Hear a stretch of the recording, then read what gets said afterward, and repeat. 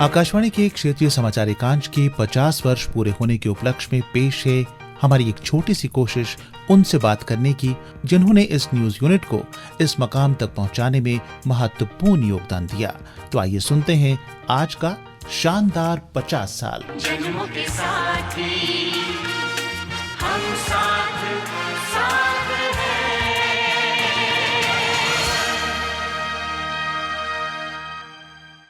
शानदार 50 बरे मनाते हुए आज हम पहुंचे हैं श्री M.K. वंगू साहब के पास, जो कि हमारे समाचार कक्ष में असिस्टेंट न्यूज़ एडिटर काम कर चुके हैं।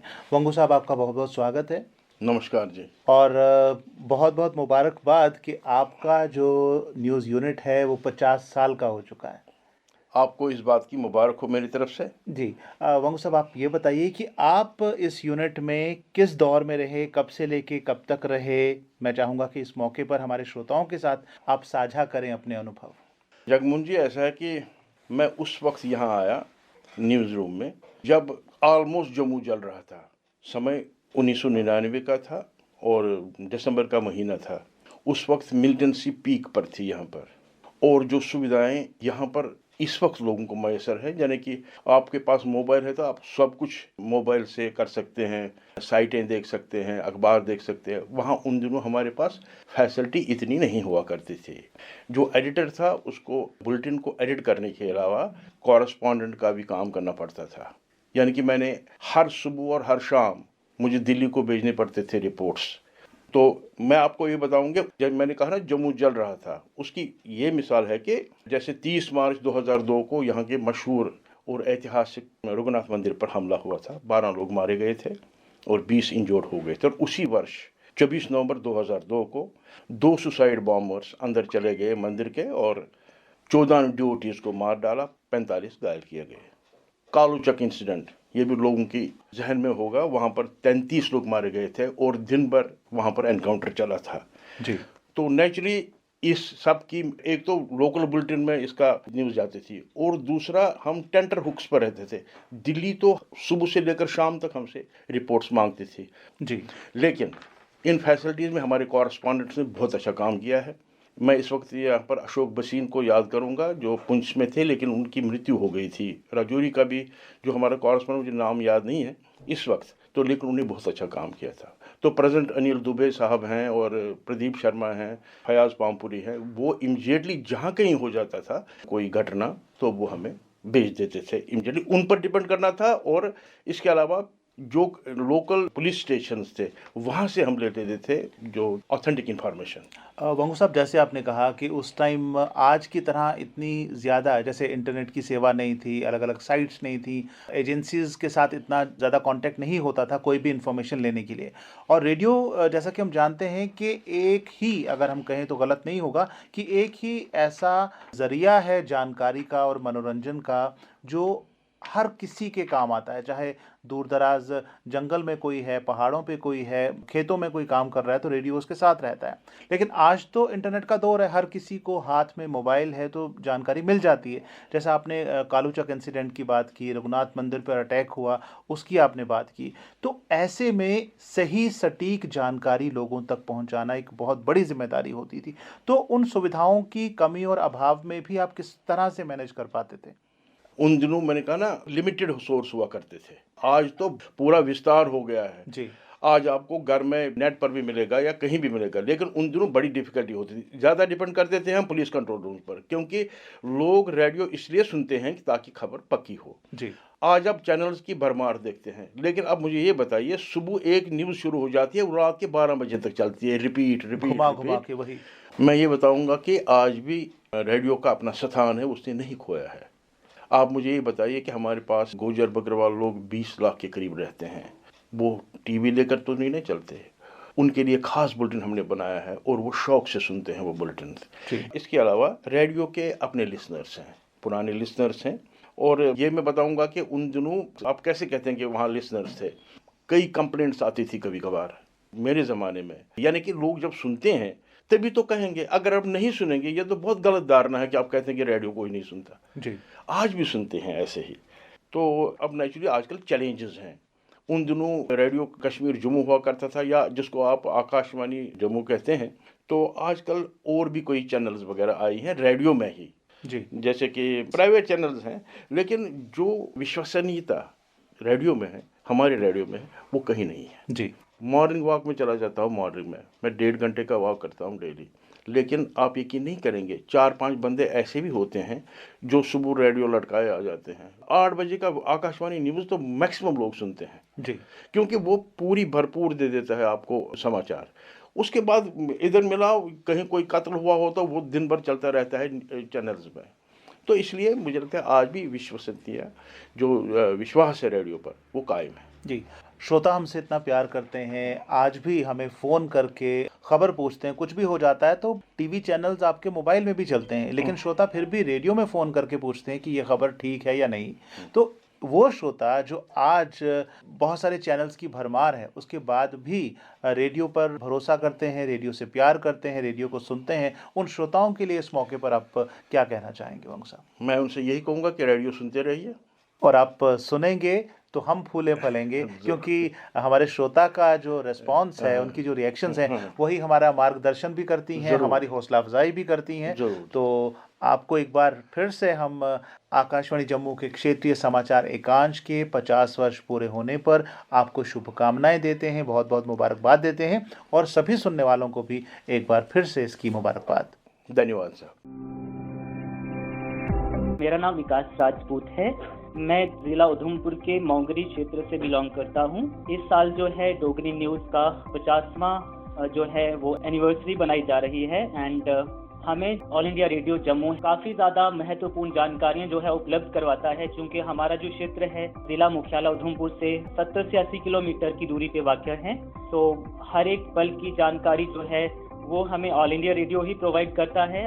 तो हमें बहुत अच्छा फील होता है जब डोगरी न्यूज़ हमारे घर तक पहुंचती है without any delay. Thank you so much sir. मेरा नाम मयंक शर्मा है, मैं हीरानगर दा रहने वाला है। मैं जेके बैंक च कम करना ते डोगरी दी जेह्ड़ी खबरां है इसी एक्चुअली 1971 जेह्ड़ा शुरू होया है, हुण 50 साल इहदे पूरे होने आह्ले न। मैं सबने गी बड़ी बड़ी मुबारकां दिन्ना ते मैं सवेरे जिहले बैंक आना ते मेरा एक रूटीन है कि मैं 9 बजे 20 मिनट आह्ली जेह्ड़ी खबरां है मैं सुननी होंदियां।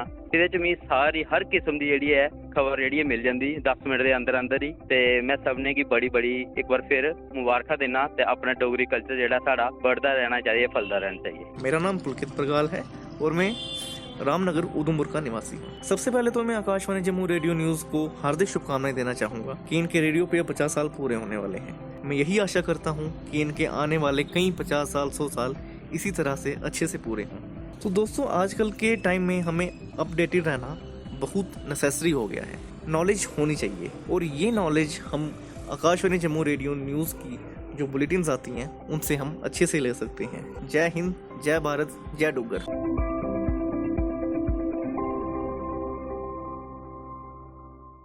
श्रोताओ, आकाशवाणी जम्मू के क्षेत्रीय समाचार एकांश के 50 वर्ष मनाते हुए इस समय हमारे साथ हैं जनाब यूसुफ गनई साहब, जो कि यहाँ पर बतौर एडिटर काफी समय तक रहे और अपनी सेवाएं यहाँ पर दी। गनई साहब, आपका आज के इस प्रोग्राम में स्वागत है।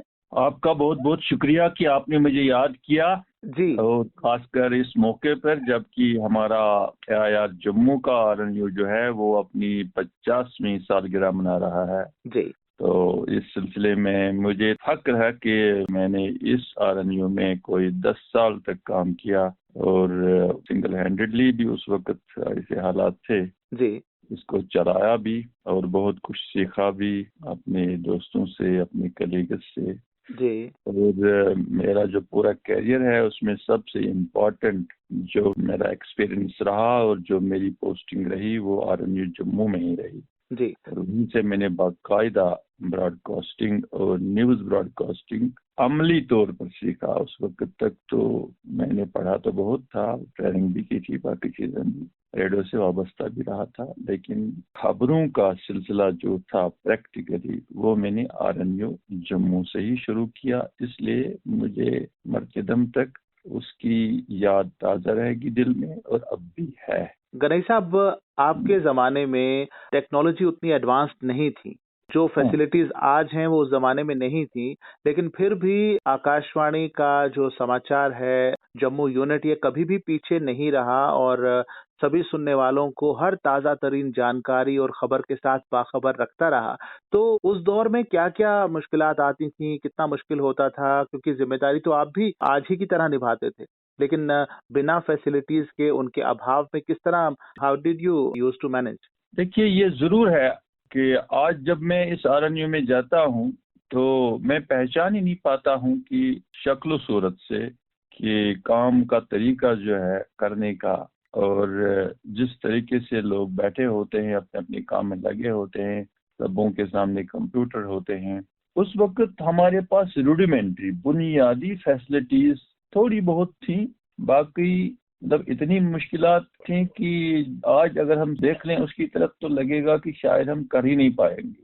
लेकिन एक बात ज्यादा थी, जैसे मान लीजिए कि उस वक्त हमारे पास एक कंप्यूटर था और वो भी पुराने जमाने का था, जिसमें से कोई इंटरनेट कनेक्शन नहीं था जी। सिर्फ हम उसमें टाइप करते थे और प्रिंट हो जाता था कॉपीज। लेकिन मेनली हमारा काम जो होता था वो ज्यादा टाइप राइटर से होता। मैं न्यूज एडिटर था, मैं बैठा होता था, मेरे साथ एक ट्रेन टाइपिस्ट होता था, स्टेनोग्राफर, हमारे एक अत्री जी थे जो अब इस दुनिया में नहीं रहे। तो मेरे पास जो मैटर आता था वो या तो दस्ती हैंड आउट्स वगैरह होते थे, और हाँ, हमारे पास यूएनआई और पीटीआई की दो जो थी टेलीप्रिंटर्स वो थे। उनसे हम टुकड़े काट काट के मैं उनको एडिट करके उसको बता रहा था अपने स्टेनोग्राफर को, वो उसको टाइप करता जाता था, और वही जो उसकी कॉपीज होती थी वही हम बांटते थे मेन हॉल में, जहाँ हमारे 3 या 4 जो न्यूज रीडर कम ट्रांसलेटर वो ट्रांसलेट भी करते थे इसको अंग्रेजी को डोगरी में, और उसके बाद उसकी बाकायदा कॉपियां बनाते थे, और फाइनली हम उसका बुलेटिन बनाते थे, उसको बुलेटिन को तरतीब में देता था, और उसके बाद यही मैन्युअली वहां जाके इसको पढ़ते थे। गणेश साहब, आपके पास तो बहुत लंबा एक्सपीरियंस है, अनुभव है न्यूज के लिए काम करने का। मैं चाहता हूं कि आज की पीढ़ी को, आज के जो न्यूज पर्सन्स हैं, उनको क्या आप बताना चाहेंगे, क्या सीख देना चाहेंगे इस मौके पर? देखिए, इससे पहले सिर्फ एक बात मैं कहूंगा कि उस वक्त हमारा आरएनयू जो था, इसके बावजूद कि इसकी मतलब फैसिलिटीज हमारे पास बहुत कम थी, लेकिन इसकी लिसनरशिप जो थी वो बहुत ज्यादा थी जी। मतलब अगर हम गली में कहते हैं कि हम आरएनयू जम्मू से हैं तो लोग खड़े हो जाते थे, भाई ये है सुबह के 9:20 पर हमें खबरें सुनाते हैं। एक बार मैं त्रियाट एक जगह है रियासी के एक एरिया में, वहाँ गया था। तो वहाँ जब मैंने कहा, इंट्रोडक्शन दे दी कि मैं इस जगह का हूँ, तो पूरा गाँव आगे पीछे आ गया। यहाँ 9:20 पे हम खबर छोड़ते नहीं हैं, और शाम की जो 6:15 की न्यूज़ थी, मेनली हम ये 2 बुलेटिन करते थे डोगरी में, और गोजरी में 1 बुलेटिन होता था शाम के 5 बजे। लिसनरशिप बहुत ज्यादा। रेडियो की जो लिसनरशिप है इसके अपने एडवांटेजेस हैं, ये हमेशा मेरा जो ख्याल है कि थोड़ा सा इसमें हम कोशिश करें कि हमेशा कायम रहेगी।